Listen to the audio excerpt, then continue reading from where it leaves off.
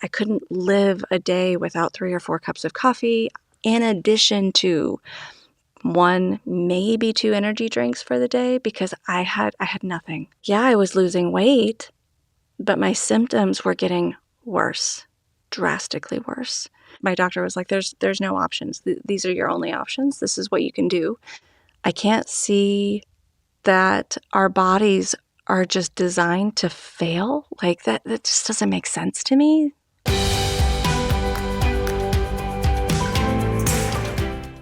Selina, welcome. How are you today?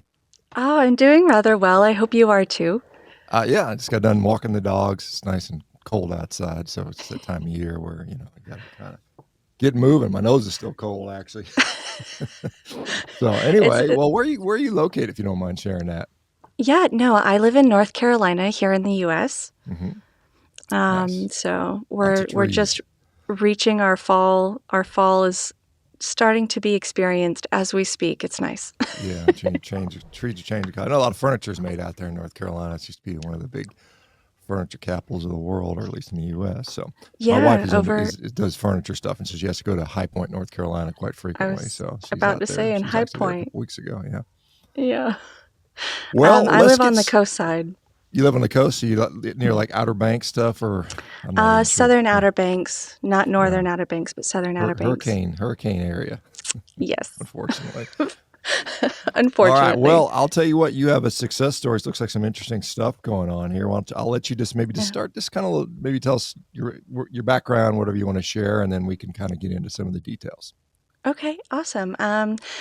Well, let's see. I have been kind of a part of the health industry, I guess you would say, a good portion of my life. Pretty much started as a young kid. My parents were both into bodybuilding, so obviously, fitness eating in general was a very large portion of growing up. And I kind of always had what was considered a healthy diet, like I was vegan vegetarian for a good portion of my life. I then, just did the whole like clean eating, as you'd call it, which typically incorporates a lot of vegetables and, minimal amounts of fat as much as possible and lots of meats. But I lived what was considered a fairly standard healthy diet Yep. throughout most of my life. And let's see, I'm married. I have 2 children, an 18-year-old and a 3-year-old. And just love life. That's about me. It's Well, not a whole lot. good for you. So your parents were both bodybuilders. Are they still Well, around, and they still my parents are train still pretty regularly? around. My no. My mom was not a bodybuilder, although she did work in the bodybuilding world. She was one of the first to invent the first body composition machine. I grew up in Southern California. My dad used to work out at one of the first powerhouse gyms Hmm. in Southern California. So I was in that world a lot growing up. And my dad did, but he followed a very typical bodybuilder lifestyle back in that, era of um, 80s to mid 90s. And so he ate every 2 hours, lots and lots of, double boiled chicken with mustard and pepper and chugging down eggs, which I was like, that's probably the best thing he could have done for himself. Um, but as the years went on, when they got out of it, obviously, health kind of declined rapidly. Especially my dad's. He is a type 2 diabetic, can barely walk. Hmm. Um, Not the standard of health that you would have expected from somebody who was so fitness influenced in his earlier years. So, It's interesting, and I think this for myself, honestly. I'm almost 60. I train every day, or almost every day, and I train pretty hard, and I still go. I think the day I stop doing that, I'll rapidly just decompensate. I will literally probably just get, yeah, I just in my mindset, I never stop. That's just I'm just going to do this until the day I die, or as long as I can, because I know that, yeah, and I see that happen to people. They look. and are, in pretty good shape, and then something happens, and then they rapidly age, and it's just like Oh, boom. he did. It's like you're Yeah. just kind of holding things off, and then when the dam breaks, it's like all hell breaks loose. But Yeah. so did you, obviously growing up in that world, did that rub Mhm. off on you? I mean, you said you've always been into Oh, so did that definitely. inspire you to train and lift and Well, whatever? I didn't necessarily start the whole strength training concept until later on in my own life. Hmm. I was a dancer. I did competitive ballet, tap, jazz for almost since I was a year and a half old until, gosh, late teens, almost 20s. Um, and I typically trained anywhere between 6 to 8 hours a day.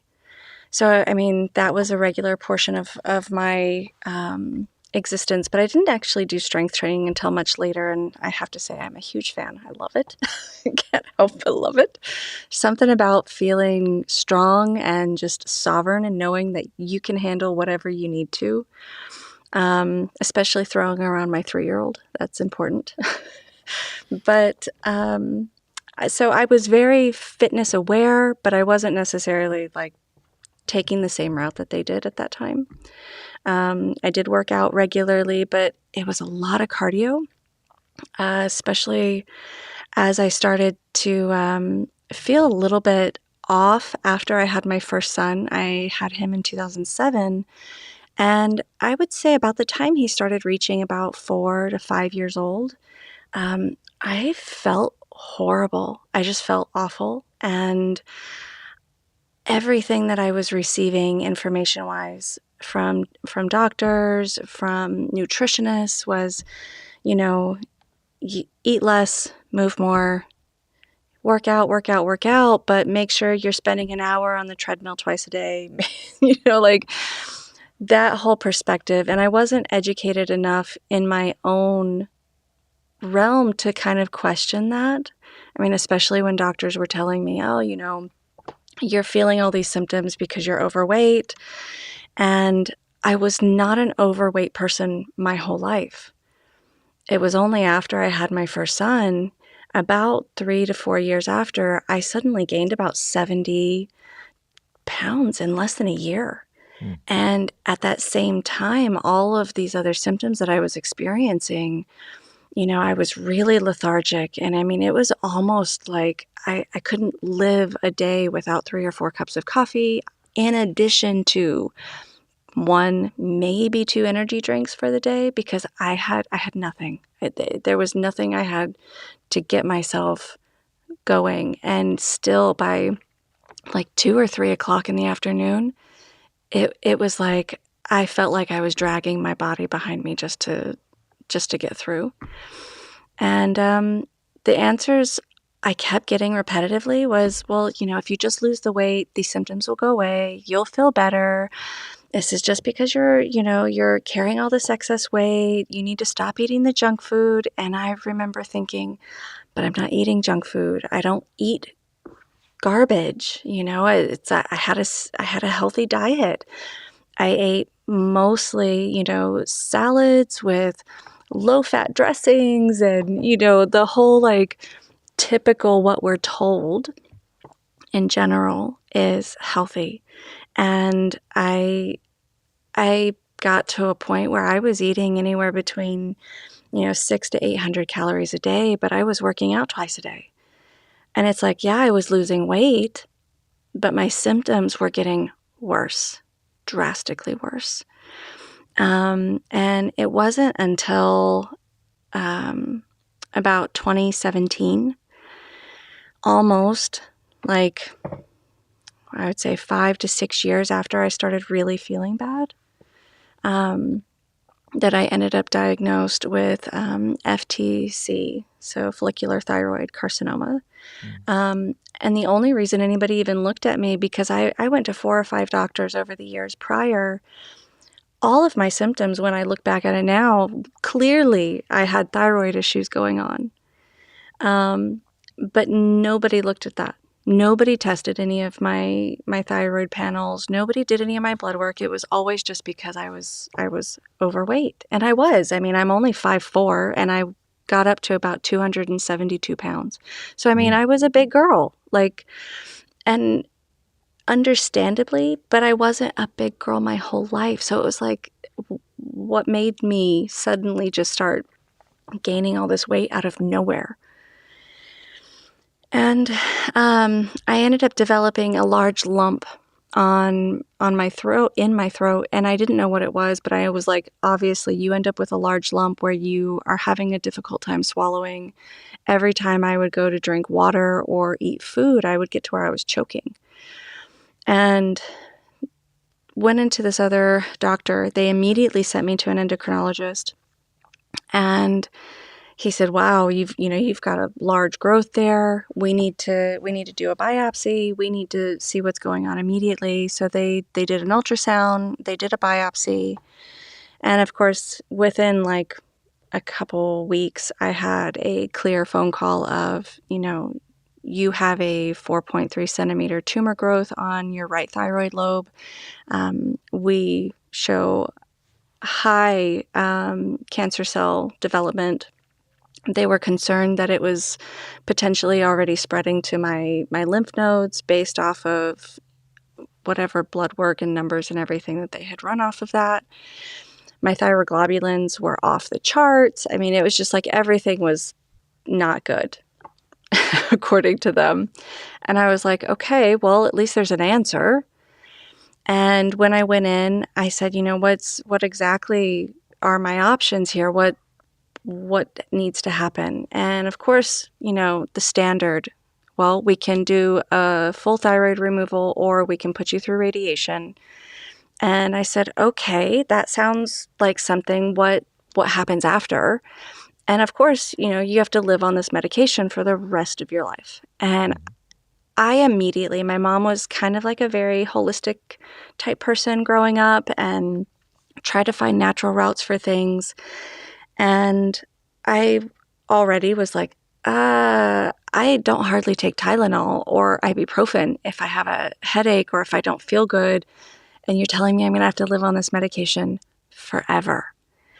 And I'm very weary. I had very severe allergic reactions to a lot of birth controls. So I have never been on a birth control all except for 4 months when I was 19. So it wasn't a big thing for me to want to be on a medication. It was like, this isn't normal. This isn't okay. Our bodies are meant to heal. And obviously I've done something to it for it to generate a negative outcome, right? So there has to be something different. And of course, my doctor was like, there's no options. These are your only options. This is what you can do. And I walked out and I said, thanks, but no thanks. And this is not the route I'm going to go. There's got to be something else. I need to figure it out. And so I went home. I was a single mom at the time, of course, really kind of like freaking out about what am I going to do with this, because I can't see being on a medication, especially not knowing if I might potentially have symptoms towards it. I can't see that our bodies are just designed to fail. Like that just doesn't make sense to me.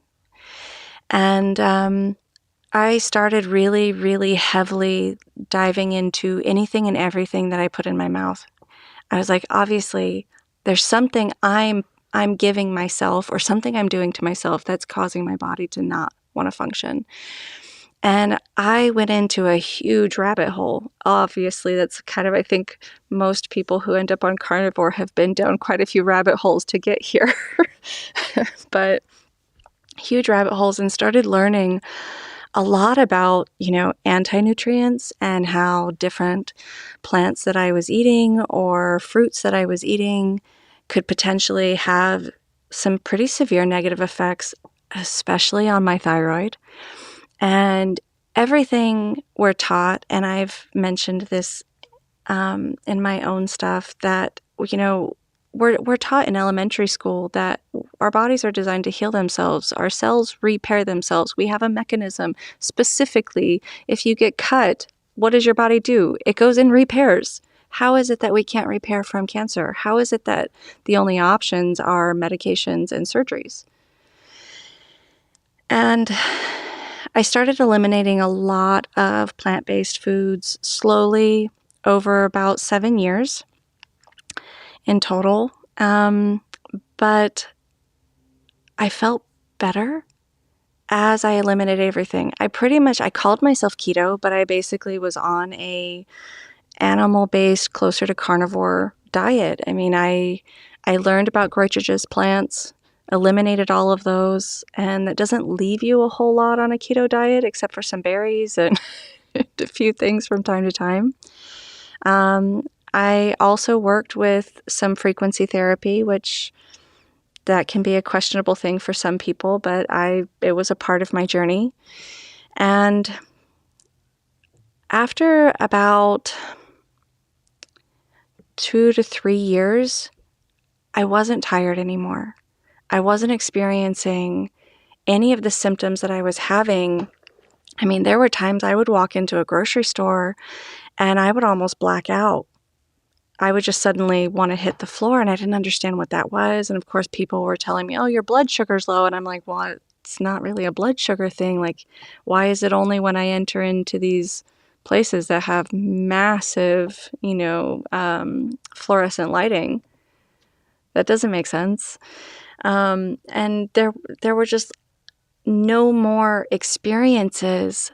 I mean, I was going to the beach every day at that point in time, and I was able to play with my son. I was able to start learning how to surf, and here I was, 36, 37 years old, and I'm doing things I wasn't able to do 5 years prior. I just didn't have the energy for. And go ahead.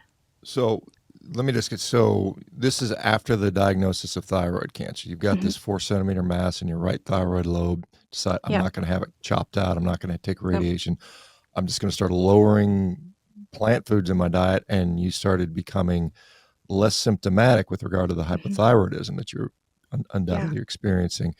Yeah. And what's going on with this mass in your neck the whole time that this is happening? Is it still there? Can you see it getting down?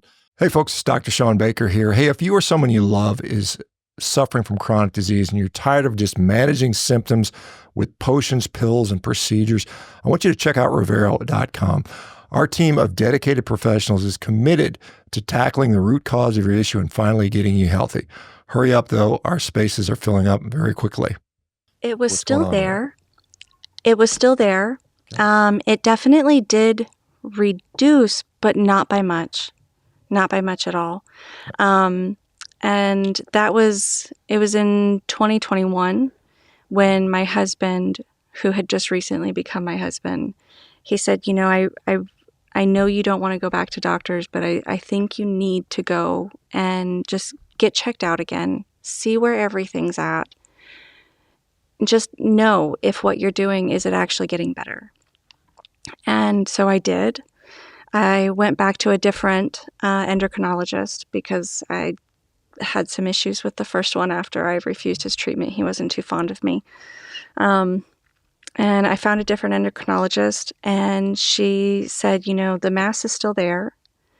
She said, your blood work looks great as far as all of my thyroid functions were producing perfectly. My thyroglobulins had started to reduce down quite significantly. And she said, but you do still have this mass. And I said, what are my options with that? If this doesn't go away, is this going to be a problem? She said, I really would like to do a biopsy. And she was the first one, though, to also say, we can remove just half of your thyroid, and you can live off of half of your thyroid. Most people, she said, don't make it past 2 to 3 years without having to go back on medication. But you can live with at least half a thyroid. And I went and talked to my husband about it. And at the time, he was a lot more Western medically leaning into. And so I agreed to go ahead and have a hemithyroidectomy. And they removed my right lobe. They biopsied the entire lobe, and it came back completely cancer-free. They could not find any cancer cells at all. This is after a previous diagnosis of high-grade carcinoma in the Mm-hmm. thyroid from a few years Yeah. back, right? Yeah. And So, your diet at that time was keto. Is that where you were well, at that time? I called Or it keto, but I was closer to an animal based. I just yeah, didn't know what that was. I wasn't familiar with yeah, carnivore or yeah. people who were on that. I hadn't seen you yet. What year was this, by the way?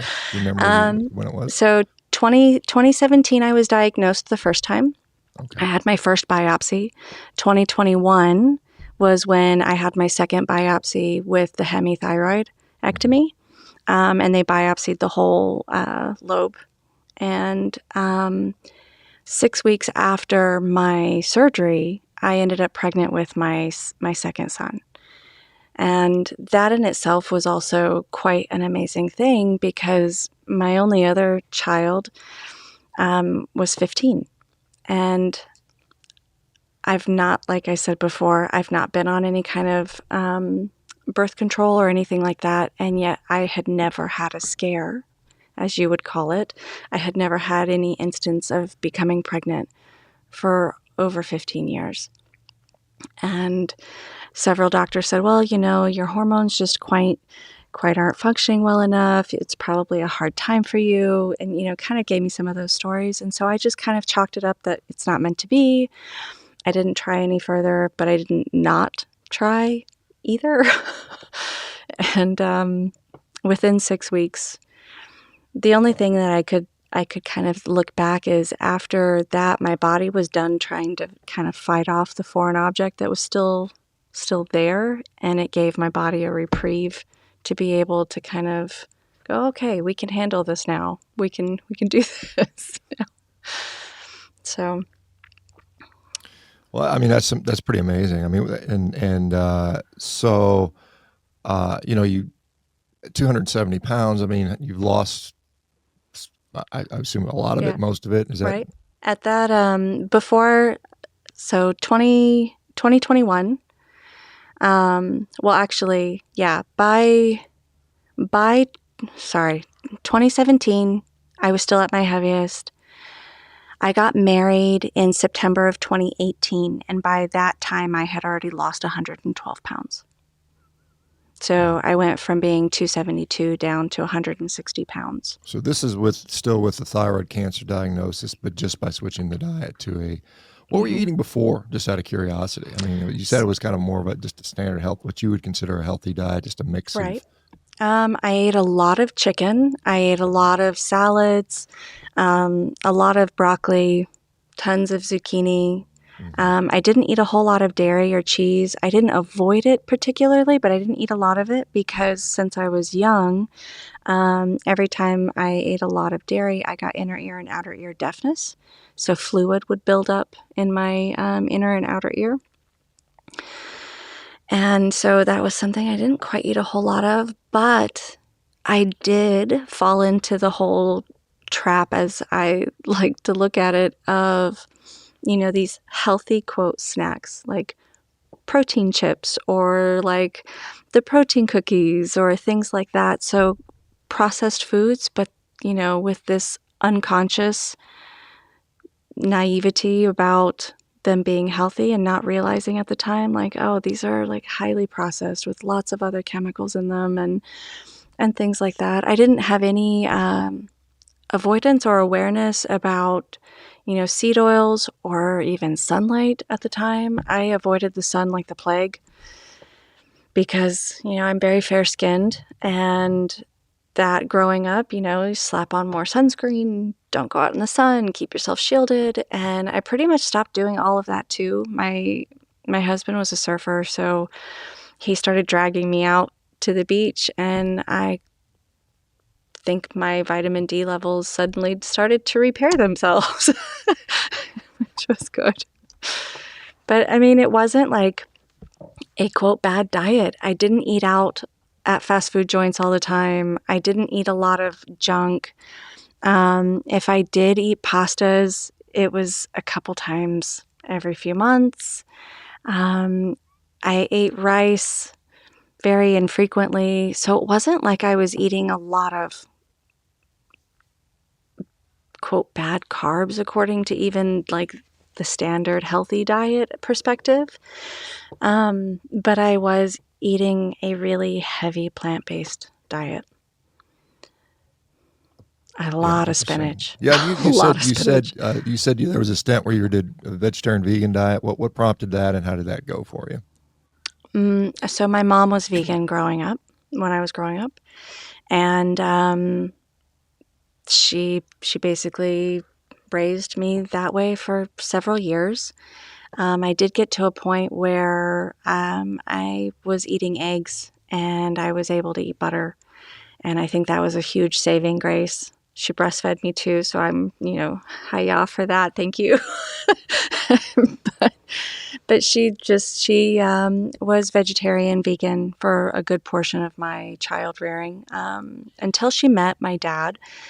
Well, he's not biologically my father, so that he came into our life several years later, about 6 years old. And they ended up owning a barbecue restaurant and ended up opening a few more after that. And I started eating meat a little bit from that time, but I ended up really sick because my digestive system wasn't quite used to it. I would eat it and my body would profusely reject it at first. And it was, gosh, I think I was 20 when I finally came off of a full vegetarian diet for completely. Yeah. So Okay. a good portion of my life. And so I guess you said there's 2017 diagnosis, started shifting your diet. It's now, we're almost 8 years, almost 9 years later. We're almost 2026. Yeah.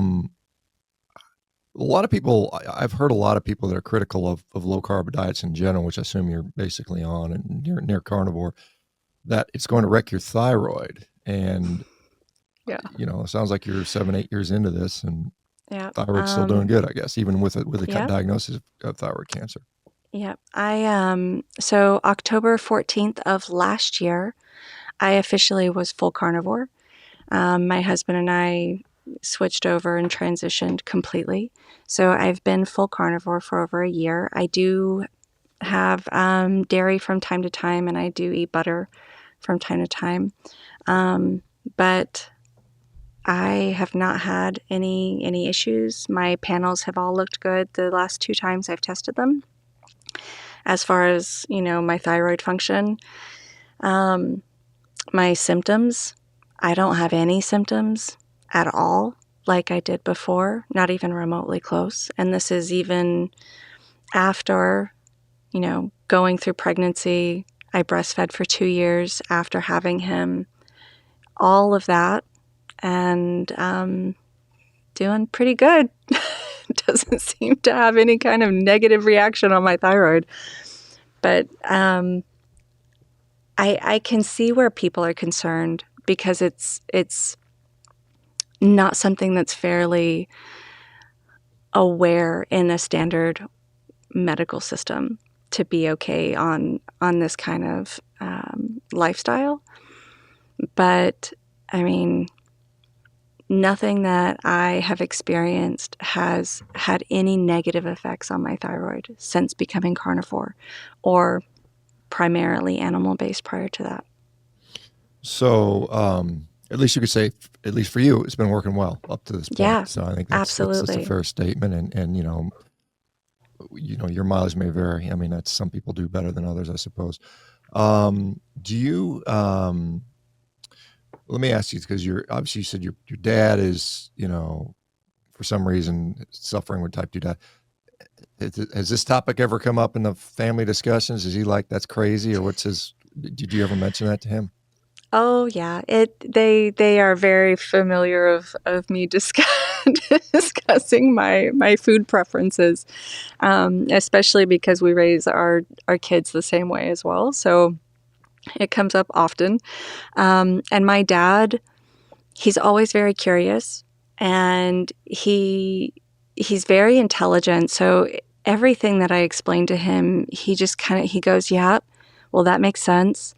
Well that makes sense." I think part of it comes to the will, and this seems to be a hairy subject for some people, but there is an addiction process. You know, people have an addiction to carbs and sugars, whether other people out in the world want to believe that or not. Um, there are, and he didn't end up in the situation that he's in because of not eating a lot of foods that are processed, highly sugared, and he just chooses to do otherwise. Also, the misconception that it's expensive, and I think that's just kind of like an easy scapegoat to try to throw it on.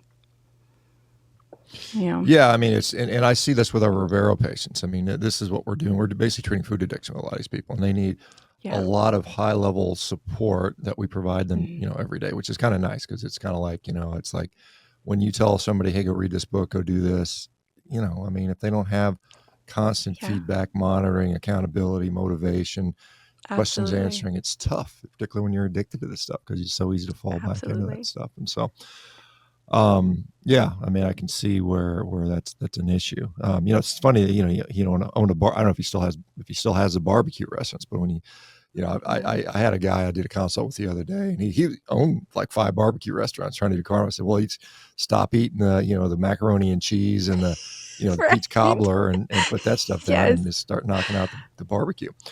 Yeah. And so it's becomes easy in that way. So you said that pregnancy was, I mean, you had a animal-based ketogenic pregnancy, Yep. went well, no issues, breastfeeding, no issues, baby's doing, I guess kiddo's Oh, doing he's well, right? amazing. Yeah. Yeah, he's doing great. No issues as far as anything with my pregnancy that involved any of my dietary stuff. There were lots of pushes because I also refused to take Tylenols and stuff like that, which there was an interesting push in my prenatal office. But nope, he came out healthy. He was 6.5 weeks early, but at 6.5 weeks early, he still came out 6 pounds 10 ounces, Wow. healthy, hefty, little guy. He's now 3 years old, and he is also carnivore, and he is as smart as a whip and has more energy than I even know how to help him expend. Well, good for him. I mean, that's awesome. Yeah, I think, and my belief is that, little kids should be eating a ton of meat. I mean, I think that's Mhm. that's their brain fuel because their brain is growing. Absolutely. And, I mean, Absolutely. most of it, about 80% of the brain is developed in utero. And then the next, nearly 10% of it happens in the last 10, happens in the next year. And then, you slowly grow the rest for the next 25 years. But that's awesome to hear. Have there been any major negatives since you've adopted an animal-based carnivore diet over the last few years? With the diet itself, no. Yeah. Not Maybe just not for social awkwardness, maybe, or something like that, I suppose. Yeah. yeah, it's with my actual food intake and my physical being, no. I've had nothing but positive experiences personally. My husband, on the other hand, when he first transitioned over, it was quite I call it a detox period for him. Mm. But he was not keto or animal based with me when I started doing that. He still ate a pretty standard diet. I mean, he had pizza regularly, and he grew up on a very stereotypical Southern um, made in a box dinner diet, as I Mhm. call it. And Hamburger helper and sweet tea, maybe. I don't know. yep, yep, hamburger helper, sweet tea, lots of lots of barbecue sauce and biscuits and bread. Hmm. And so for him, I'm as much as I hate that he suffered through that transition, I'm grateful that I had the opportunity to be aware of it because with helping others, it gave me the understanding and perspective that not everybody transitions over as easily as I did. and that there are things to kind of overcome when somebody has eaten such um, a different lifestyle for most of their life, that there might be things that come up that might not be so beautiful to look at all the time. But now, I mean, over a year, he'll tell you he can't ever imagine going back, ever. So, I mean, but for myself, no. Social Okay. awkwardness, oh yeah, always. I mean, Yeah. every time, Yeah. lots of questions. Well, North Carolina's home with some, some good barbecue as well. Is that the barbecue sauce there's a little more sour. And I just when I've been, Yes. there's this kind of, obviously there's different states that have pride in their barbecue. One, Texas being Yep. one, Kansas, North Carolina has got Yep. kind of the major barbecue Oh styles, yeah. I suppose. I guess they do a lot more pork ribs out there. But They and do. do you? I mean, is your diet? You said you eat carnivore. Is it mostly beef? Do you have Mhm. pork? I know eggs. You said some dairy. What's the day to day stuff look So for like for you? day to day for me. So usually in the morning, I typically have about 8 egg yolks. I don't eat a lot of egg whites anymore, but I do have about 8 egg yolks. I usually have either ground beef or ground lamb, or I have lamb shake, or I have ribeyes are my favorite. I don't know too many carnivores that ribeyes aren't pretty high on the enjoyable list.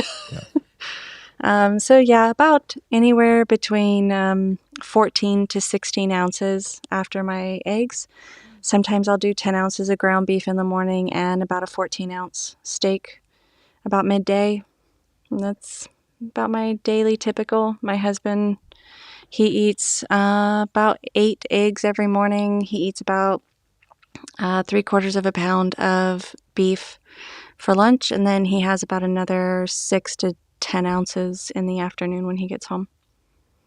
Now, both you guys, well, I didn't hear if maybe you said it, I just didn't hear it, but your husband lost weight. Did he lean down or something like that when this He happened? he did actually, which was funny because we didn't necessarily think he needed to.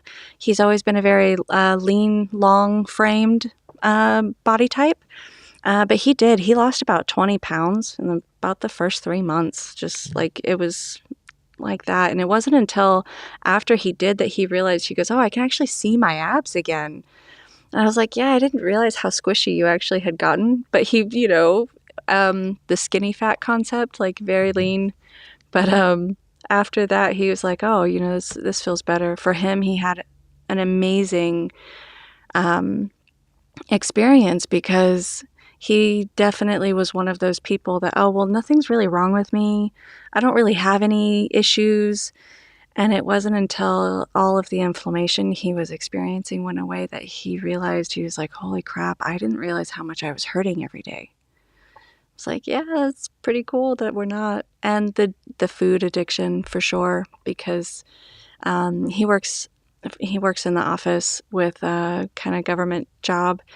And, people come in and they bring them donuts every day as like thank yous. And there's always some sort of candy or sugar treat for the office crew. And he said he would go in, he'd get a donut every day, and before he got back to the office, he was thinking about he hoped that there were more left because he always wanted to get another one. And that for both of us, I think was a big thing to go. We didn't have that mental chatter anymore that even cared. And that's pretty awesome, I have to say. Well, this has been a really cool story to hear. I mean, particularly, just overcoming the thyroid cancer. And again, that's controversial and people, um, Yeah, people say, "Oh my God, you can't. How dare you talk about that?" I mean, it's because cancer I has such a know. sort of it's almost a religious sort of reverence to Right. what it. I don't mean that in the exact Yeah. same way, but I mean, it's No, people but treat I cancer know what very you're differently saying. than they do to other diseases. And if you say, "Hey, look, it's possible you can improve your situation without Mm, whacking out your thyroid." And just by the way, as yeah. you probably know, thyroid cancer is not one of the worst cancers you can get. It's a highly No. survivable cancer for most people, Right. but still, the fact that you have two biopsies, a few years apart, one shows high grade, Yeah. significant cancer, and one shows, hey, it's gone. That's pretty cool, I think, in my view. It Um, is for sure. is there anything else you want to share before we wind this one down? No, just grateful to be here. Are you a social media participator person? And if so, is I there am. Yes, Instagram, website, or something yep. that you share, YouTube page perhaps? Yep. I am. I am on Instagram as Primal Fox Health. Also on YouTube, and I also have a community called the Carnivore Community, where we're a whole group of people that are trying to help kind of spread knowledge and information about helping people to heal themselves as best they can or to feel as good as they can.